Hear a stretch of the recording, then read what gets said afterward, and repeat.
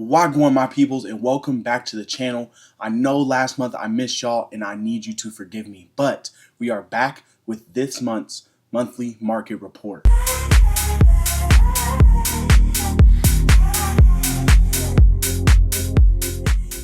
I know I usually kick one of these out every month, but I missed June and I am so sorry for that. But I don't want to keep you guys long, so let's jump right into this. Now, because I missed a month, which was June, I'm going to be comparing the July numbers to the May numbers in the last market report. First up, as usual, is Hillsborough County with an active inventory of 6,069 properties, an increase from what we saw in May, taking an average of 44 days to sell, equal to what we saw a couple months ago, and an average sales price of $503,811, a very small increase from what we saw in May. Next up is Pinellas County with an active inventory of 6,838 properties, an increase from what we saw in May, taking an average of 54 days to sell, equal to what we saw a couple months ago, and an average sales price of $528,645, a significant decrease from what we saw a couple months ago.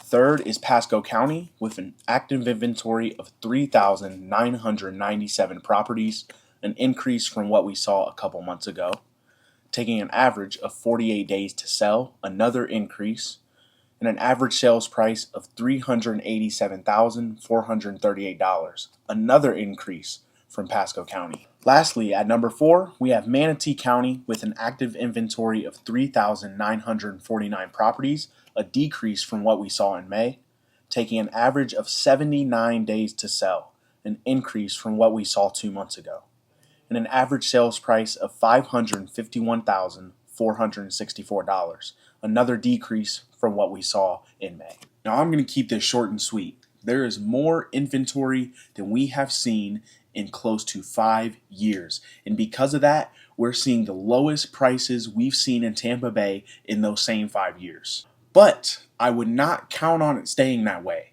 There was just a huge federal interest rate cut, and what that's going to do is bring all the buyers who are on the sideline back into the market and ultimately drive the prices of the homes back up. We're slowly shifting to a buyer's market, surely, but if you are a buyer, you need to get your finances in order, get under contract as quick as possible, and secure your equity for the near and longer future. If you are a seller, it's more important now than ever to price your properties appropriately.